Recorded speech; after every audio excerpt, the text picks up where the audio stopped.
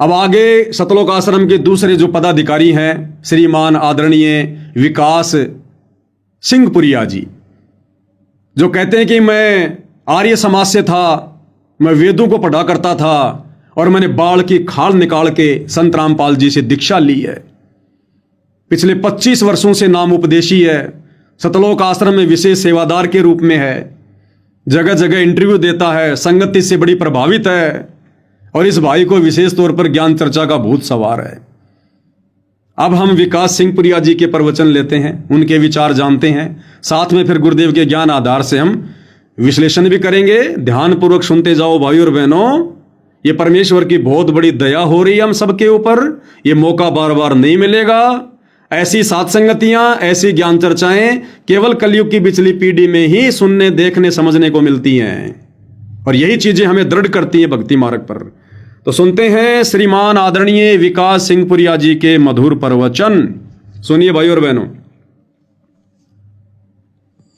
बड़ा सौभाग्य आज कि मैं ये देख रहा हूँ कि परमात्मा की दया से जो हमारी चुबीसी खाप पंचायत थी उसका स्तर आज भी उतना ही ऊंचा है जितना ऊंचा हमने इतिहास में सुना था, अपने दादा बुजुर्गों पर सुना था।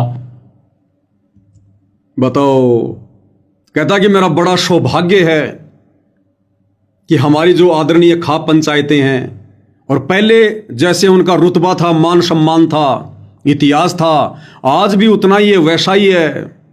और मैं अपना बड़ा सौभाग्य मानता हूं कि आज मैं इनके बीच में बैठा हुआ हूं। इसलिए परमात्मा कहते हैं साधु सेती मस्करी चोरा नाल खुशहाल, भाई मल अखाड़ा जीतेंगे युगन युगन के माल। साधु संत भक्तों के साथ तो ये राग द्वेष करते हैं, ईर्ष्या करते हैं, और चोरों के साथ में मौज मस्ती, ये नशेड़ी हुक्का पाड़ व्यक्ति इनके साथ बैठ के अपने आप को परम सौभाग्यशाली समझ रहा है। इनकी बुद्धि पे भी भाई और बहनों पत्थर पड़े हुए, पत्थर। आगे क्या कह रहे हैं? कितने कितने आज यो जो कदम हमारी खाप पंचायत ने, हमारे प्रधाना ने, हमारे आदरणीय जितने भी पदाधिकारी हैं उन्होंने उठाया है, ये बहुत ही न्यायपूर्ण बात है कि ताकि कोई भी बात किसी भी प्रकार से अधूरी ना रह जाए। और उसी न्याय की प्रक्रिया को आगे बढ़ाते हुए जो आज ये सारी प्रेस कॉन्फ्रेंस बुलाई गई है। क्या कह रहा है कि हमारे आदरणीय खाप पंचायत के प्रधानों ने आज जो मीटिंग की है, जो न्यायपूर्ण ये कार्य है जो इसको आगे बढ़ा रहे हैं। कौन सा न्यायपूर्ण कार्य है? कि पवन दास के वीडियो देखकर दुखी होकर उसके ऊपर मुकदमा करने वाला कार्य। कहते हैं बड़ा न्यायपूर्ण कार्य है ये। अब सोचो भाई और बहनों, इस व्यक्ति ने क्या सत्संग सुने होंगे अपने गुरुदेव भगवान के। अरे कितनी बार कह चुका हूं कि मैंने हुक्का पीने वालों को ढेर नहीं कहा, अब कह रहा हूं मैं। सबसे पहले सतगुरु रामपाल जी भगवान ने कहा, उनसे पहले आदरणीय गरीबदास जी ने कहा, उससे पहले 650 साल पहले कबीर जी ने कहा कि हुक्का पीने वाले ढेर आदमी है, नीच आदमी है, काफिर आदमी है। और इस कार्य को ये विकास सिंहपुरिया कह रहा कि बड़ा न्यायपूर्ण कार्य है ये, यानी हुक्का पीने वालों को ढेर नहीं कहना चाहिए। इसने तो सतगुरु रामपाल जी के सत्संगों की भी धज्जियां उड़ा दी। आगे आगे सुनते जाइए भाई और बहनों। अब कह रहा है कि जब जब ये प्रोग्राम होते हैं हमारे, तब तब ये कुत्ता पवन दास भोगता ही भोगता है। सुनिएगा। तरफ तय अपनी चुबीसी खाप के पदाधिकारियों का हाथ जोड़कर धन्यवाद करना चाहूं। देखा, हुक्का पीने वालों का तो हाथ जोड़ के धन्यवाद है, और जो सच बता रहे हैं, परमेश्वर की महिमा कर रहे हैं, गुरु के पद चिन्हों पर चल रहे हैं, उनसे नफरत, ईर्ष्या, द्वेष, जलन, और इनका हाथ जोड़ के अभिनंदन। नशेड़ियों का हाथ जोड़ के अभिनंदन। गुरुजी ने जिनको ढेड़ की संज्ञा दी, उनका हाथ जोड़ के अभिनंदन। तो सोचिए भाई और बहनों, आश्रमों में काल बैठा हुआ, काल। और यह बात तो मैं एक बार इतना कहना चाहूंगा कि भाई हाथी चलेगा तो कुत्ते भौंसेंगे, और जब कुत्ते भौंसेंगे तो समझ जाओ हाथी आया है। और हमारे साथी भगत चांद्राठी जी ने भी बताया कि जब जब कोई भी किसी प्रकार का सामाजिक कार्यक्रम महाराज जी की तरफ से हुआ है तो यो कुत्ता जो है यो भौंके है। चाहे वो आदरणीय परशुराम जी के जन्मदिन पर जाने की बात है, चाहे दूसरे जो भी एग्जाम्पल चांद जी दिए वो सारे सटीक थे और उनके कागज भी दिखाए गए। कह रहा कि जब जब महाराज जी की तरफ से कोई प्रोग्राम होता है तो ये कुत्ता भौके ही भौके है। कौन कुत्ता? ये पवनदास कुत्ता। चाहे वो आदरणीय परशुराम जी की जयंती का मामला हो या चाहे खा पंचायतों के द्वारा सम्मान का मामला हो, ये कुत्ता भौके ही भौके है। देख लो भाई और बहनों, जगत वालों को तो आदरणीय सम्माननीय और भक्तों को कह रहा कुत्ता। अरे भैया, मान हानि तो मेरी भी कर रहे हो तुम, लेकिन मैं मुकदमा नहीं करूंगा भाई। मैं तो सतगुरु के ऊपर छोड़ देता हूं, फिर सतगुरु देखेगा आगे मुकदमा करना है क्या करना है। अरे गुरुदेव भगवान कहते हैं कुत्ता हूं गुरुदेव का और पवन दास का नाम, गले प्रेम की जेवड़ी, जहां खेचो ता जाऊं मैं। तो करो तो बावड़ूं, दूर दूर करो तो जाऊं, और जो राखो त्यों ही रहूं, जो देवो सो खाऊं। भाई ये मेरा सौभाग्य कि मैं सतगुरु का कुत्ता हूं, और इसलिए मैं आपकी बात से किसी प्रकार से नाराज नहीं हूं, आहत नहीं हूं, क्योंकि आपने कुत्ते को कुत्ता कहा है, तो मैं सतगुरु का कुत्ता हूं भाई। मुझे तो यह शब्द सुनकर बड़ा आनंद आया कि आपने पहचान लिया, क्योंकि कुत्ता बड़ा वफादार होता अपने मालिक के प्रति। कुत्ते को हर कोई नहीं पहचान सकता। विकास सिंह पुरिया जी ने पहचान लिया कि पवनदास कौन सी नस्ल का कुत्ता है। तो भाई मैं अपने सतगुरु का कुत्ता हूं, इसमें कोई दो राय नहीं है। और तुम मुझे जितनी बार भी सतगुरु का कुत्ता कहोगे उतनी बार मेरा खून 2-4 यूनिट बढ़ेगा। और वैसे भी भाई और बहनों, भगत को चाहे कुत्ता को हो चाहे सुअर को हो, भगत की ना कोई इज्जत होती है, ना भगत इज्जत का भूखा होता है, ना भगत की बेइज्जती होती है। परमात्मा कहते हैं मान अमान करे क्यों ना कोई, मम संत शरण जान जगत छाई। कि भगत का चाहे कोई मान करे चाहे अपमान करे, उसने जगत वालों को छाछ की तरह समझना चाहिए। छाछ जो कोई विशेष मतलब की नहीं होती है, जिसमें से घी दही वगैरह निकाल लिया जाता है, तो उनकी बातों का विशेष महत्व नहीं देना चाहिए भगत ने। वो अज्ञानता में जो मर्जी बोले, बोलते रहें। तो भाई कुत्ता तो हूं विकास सिंह पुरिया जी, आप कब बनोगे सतगुरु के कुत्ते, इस बात का हमें इंतजार है। आगे क्या कह रहे हैं ध्यान से सुनिए। इस पवन दास ने सतगुरु के उस सत्संग का जो रेफरेंस दिया था काफिर के अंग वाले का, कि देखो सतगुरु रामपाल जी अपने सत्संग में क्या कह रहे हैं कि हुक्का पीना भी ढेडा का काम है, 1.5 आदमियों का काम है हुक्का पीना भी। तो विकास सिंह पुरिया जी कह रहे हैं कि इस पवन दास ने सतगुरु का जो सत्संग दिखाया है, जो रेफरेंस दिया, वो निराधार है। कह रहा हूं सत्संग में कोई सच्चाई नहीं है, हुक्का पीने वाले ढेड नहीं होते, वो तो वैसे बोल दिया होगा सतगुरु ने नींद में। कहता जिस सत्संग का इसने रेफरेंस दिया है वो सत्संग निराधार है। भाई और बहनों, ये बेहोश है, बेहोश सारे के सारे, काल की भांग पी के बैठे इन आश्रमों में। इस पवन दास के साथ राग द्वेष ईर्ष्या के चलते ये कब अपने सतगुरु से भी ईर्ष्या करने लग गए, इनको पता ही नहीं चल रहा, पता ही नहीं चल रहा इनको। एक बार क्या हुआ भाई और बहनों, शहर की एक लड़की, अच्छे मकान में रहने वाली, बढ़िया कॉलोनी में रहने वाली, साफ सफाई में रहने वाली, उसकी शादी हो गई एक गांव में, गांव के लड़के के साथ। और वो लड़का क्या करता था, वो भेड़ बकरियां चराता था, एक भेड़ बकरियां रखता था अपने बाड़े में, ऐसी झोपड़ी थी। अब वो लड़के का संस्कार था, जुड़ गया, शादी हो गई। अब वो अपने ससुराल आई। अब वहां तो भाई और बहनों भेड़ बकरियों की मींगनी, उसको तो बदबू बदबू चारों तरफ। तो वो क्या बोले अपनी सासू माँ से, ओ मम्मी जी बड़ी बदबू आ रही है, छी छी छी छी, बड़ी बदबू आ रही है मम्मी जी। और मम्मी जी समझदार थी, ज्यादा कुछ कहा नहीं उसने कि बेटी शहर से आई है, नहीं है, कोई बात नहीं बेटा, कोई बात नहीं। फिर दूसरा दिन, मम्मी जी बड़ी बदबू आ रही है, देखो यहां भी बदबू वहां भी बदबू। भाई और बहनों, उसको जब सप्ताह भर हो गया, उसने अपनी तरफ से खूब साफ सफाई वगैरह की। अब साफ सफाई से थोड़ी जाती है बदबू, वहां तो रोजाना भेड़ बकरी आएंगी, मींगनी करेंगी, पेशाब करेंगी, बदबू आएगी। अब सप्ताह भर बाद में वो क्या बोलती है एक दिन सुबह उठकर कि देखो मम्मी जी, देखा मेरी साफ सफाई का कमाल, देखा बदबू बिल्कुल समाप्त हो गई। तो उसकी सासू मां ने कहा कि बेटी बदबू तो वैसी की वैसी है, तू बदबू में समा गई, तेरी श्वासें बदबू के साथ में मेल कर गई, मैच कर गई सूंघ सूंघ के। अब तेरे को बदबू भी बदबू नहीं लग रही, जबकि बदबू तो वैसी है। तो इसी प्रकार भाई और बहनों, पवन दास के साथ और जितने भी सत्सेवक भाई बहन हैं, उनके साथ राग द्वेष ईर्ष्या पालते पालते ये लोग अपने सतगुरु के सत्संगों को भी झुठलाने लग गए।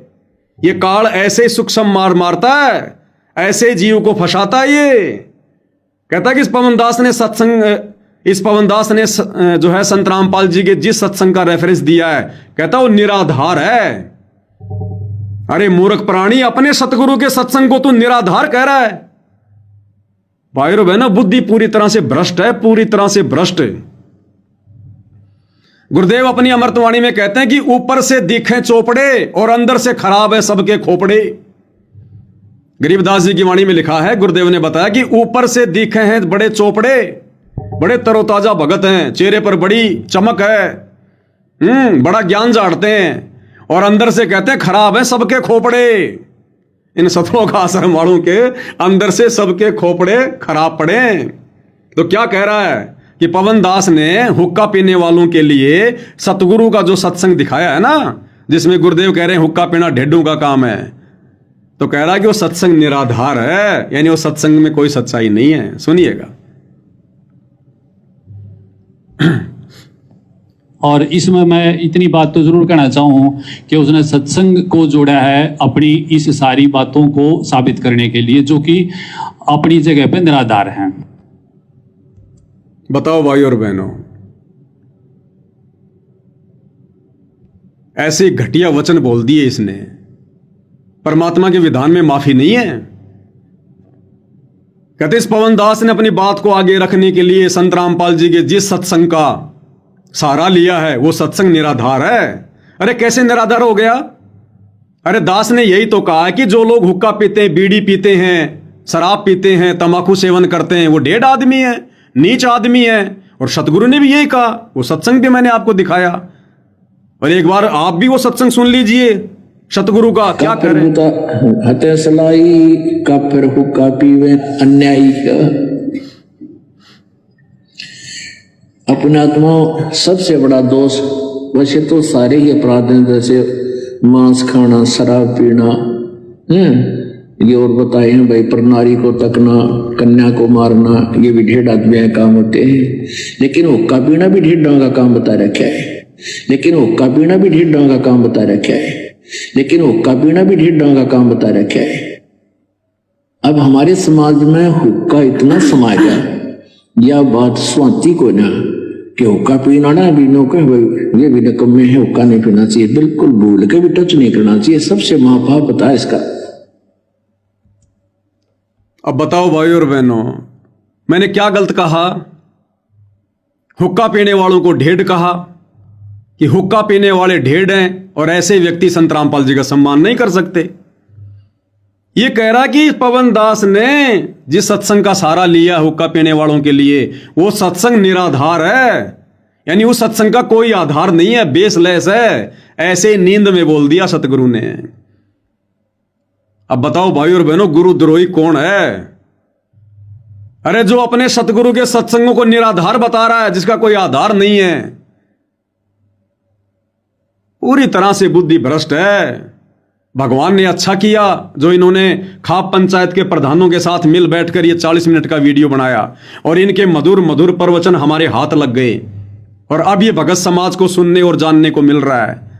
जो ज्ञानी आत्मा होगी निर्णय कर लेगी और अज्ञानी तो ऐसे काल के कुएं में पड़े रहेंगे। अब आगे क्या कह रहे हैं ये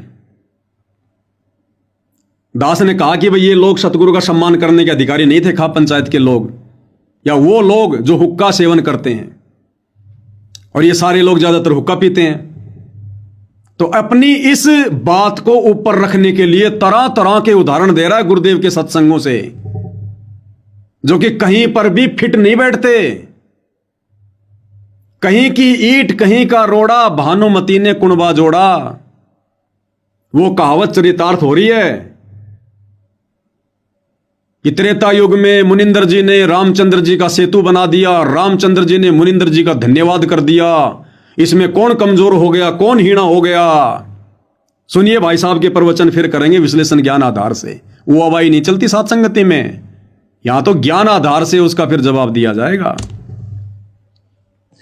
इब्राहिम जी का सेतु ना बना था और ऋषि मुनिंदर के रूप में कबीर परमात्मा गए और वो सेतु बना संकट की घड़ी में। राम जी और कबीर जी की जो भी वार्ता है उसको सत्संग के माध्यम से हमने सबने सुना है।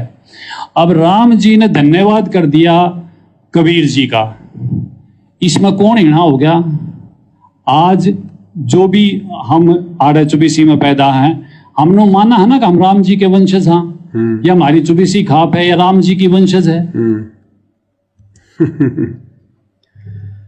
क्या कह रहा है कि रामचंद्र जी ने मुनिंद्र जी का धन्यवाद कर दिया जब उन्होंने त्रेता युग में जाकर उनका सेतु बनाया, पुल बनाया। इसमें कौन हीना हो गया भाई? वो त्रेता युग का समय था, कलयुग की पिछली पीढ़ी का समय नहीं था। उस त्रेता युग के समय में, द्वापर के समय में, सतयुग के समय में परमात्मा ने केवल हम आत्माओं की बैटरी चार्ज करनी थी, हमारा मोक्ष नहीं करना था।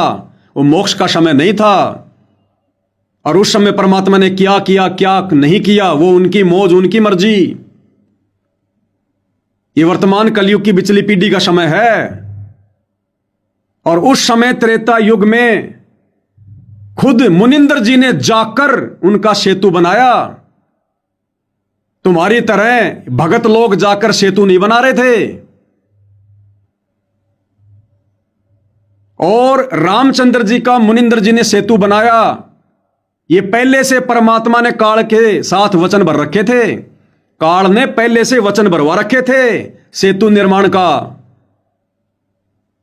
जब तपतशिला पर जोगजीत के रूप में कबीर परमेश्वर सतगुरु रामपाल जी और काल के बीच में एग्रीमेंट हुआ था, तो काल ने वचन भरवा लिया था कि ऐसे ऐसे त्रेता युग में मेरे पुत्र विष्णु अवतार रूप में नीचे जाएंगे, रामचंद्र रूप में उनकी पत्नी को रावण उठा ले जाएगा, फिर वो अपनी पत्नी को वापस लाने के लिए लंका पर चढ़ाई करेगा, लेकिन सेतु नहीं बना पाएगा।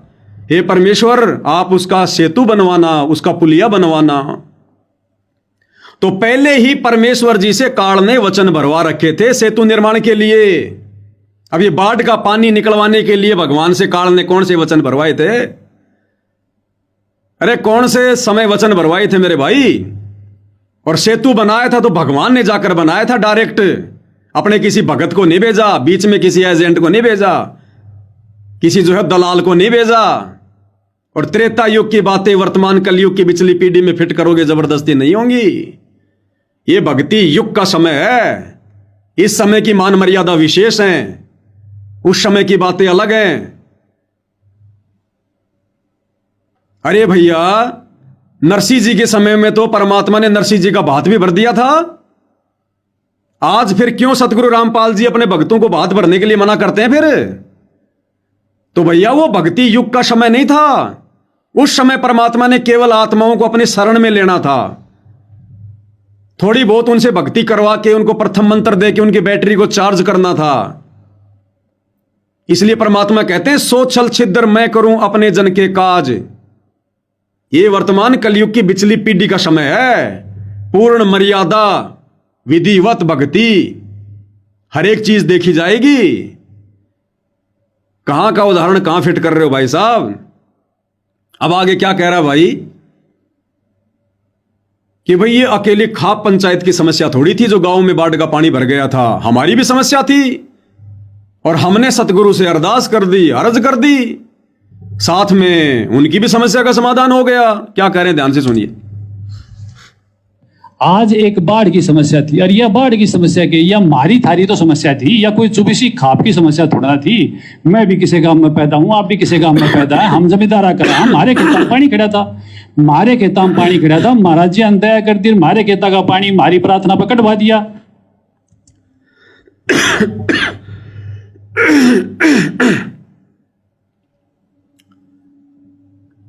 आठ 10 दिन से थोड़ी तबीयत खराब है भाई और बहनों। ये वीडियो दास कल बनाने वाला था और दास ने आधे घंटा प्रयास भी किया, लेकिन खांसी खांसी खांसी खांसी। फिर आज सतगुरु से प्रार्थना करी और मेडिकल पे गया। मैंने कहा भैया एक अच्छी सी टैबलेट दे दे, जबरदस्त वाली। तो वो चक्कर में पड़ गया, बोले क्या करोगे? अब मैंने कहा जी को क्या बताऊं। मैंने कहा मेरे को भाषण देना है। तो फिर वो बोला आप सत्संग करते हो क्या? हाँ मगो मैं सत्संग करता हूं भाई। फिर उसने वो टेबलेट वगैरह दी। टेबलेट तो एक बहाना है। परमात्मा ने दास से अर्ज की कि परमात्मा दया आप ही करोगे, टेबलेट तो केवल मन को डांटने के लिए है। तब दास के ऊपर परमात्मा ने थोड़ी बहुत ही रजा बख्शी है। फिर भी बीच बीच में दिक्कत है ही। तो क्या कह रहा भाई विकास सिंह पुरिया जी, क्या कह रहे हैं कि भाई ये खा पंचायतों की समस्या थोड़ी थी जो गांव में बाढ़ का पानी भर गया, हमारी समस्या थी, ये हमारी समस्या थी। अब बताओ भाई और बहनों, भगतों ने कौन से दिन सतगुरु से हिसार जेल में प्रार्थना लगाई? किस भगत ने लगाई?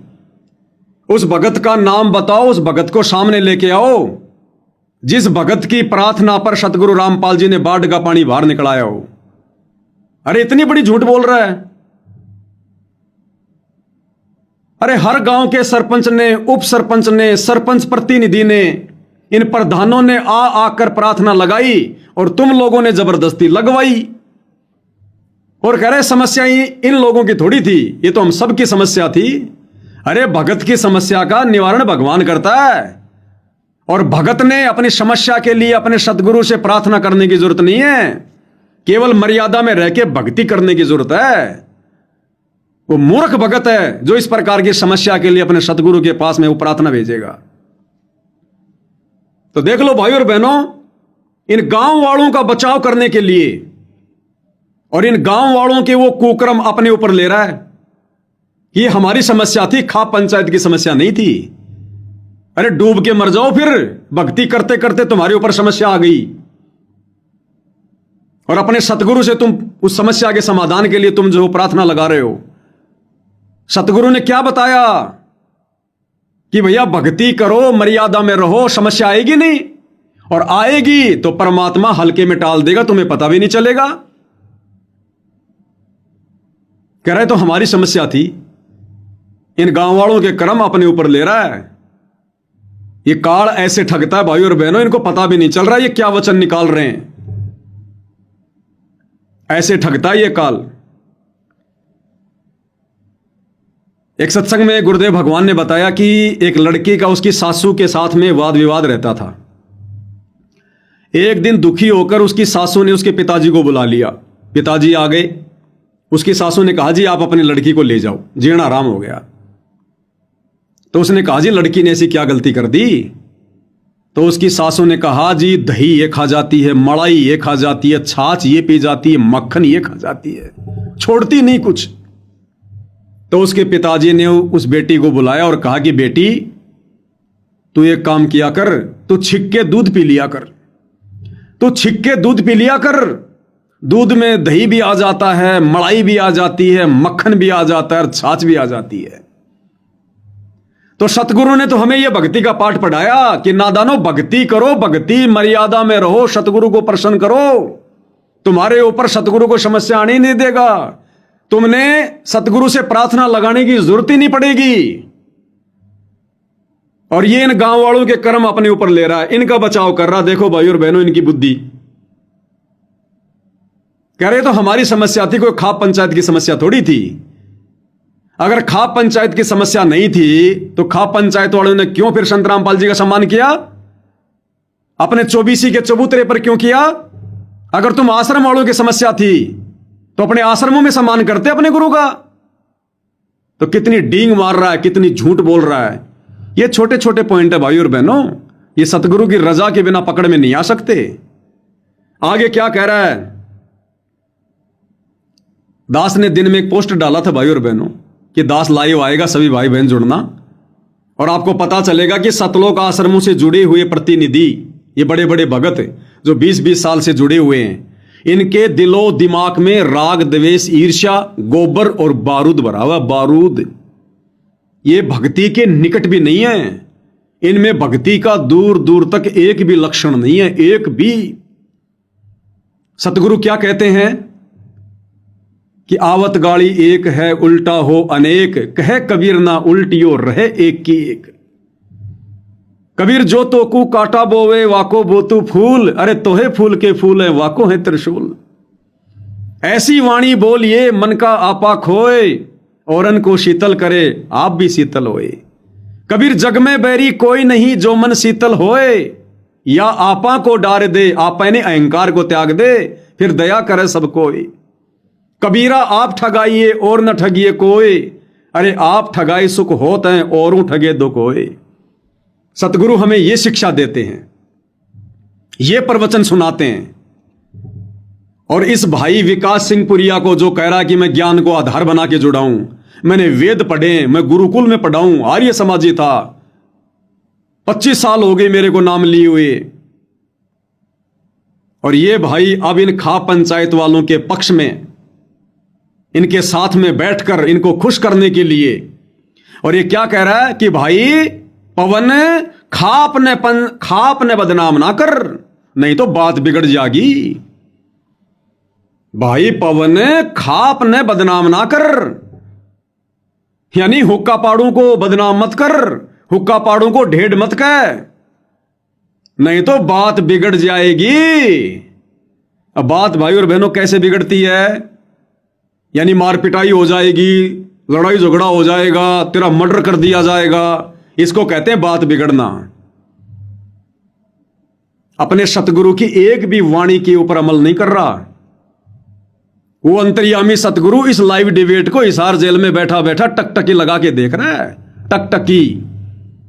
उनके विशेष आशीर्वाद के बिना ये वीडियो नहीं बनते, सच नहीं कहा जा सकता, निर्णय नहीं किया जा सकता, ना कोई समझ सकता ना कोई समझा सकता। क्या कह रहा है ये? परीक्षा चल रही है भाई और बहनों, ऑनलाइन परीक्षा चल रही है, ऑनलाइन इन सब का झाड़ा ले रहे हैं सतगुरु दास के माध्यम से। जैसे 650 साल पहले गणिका बहन को रविदास को माध्यम बनाया, वर्तमान में दाता ने थोड़ा बहुत मेरे को माध्यम बना दिया, थोड़ा बहुत सतलोक आश्रम वालों को माध्यम बना दिया। इनके कुकर्मों के माध्यम से संगत का नीरखीर का निवेरा हो रहा है, कुछ इस दास के वीडियो के माध्यम से हो रहा है, कुछ परमेश्वर अन्य भाई बहनों को समय समय पर निमित्त बना देते हैं।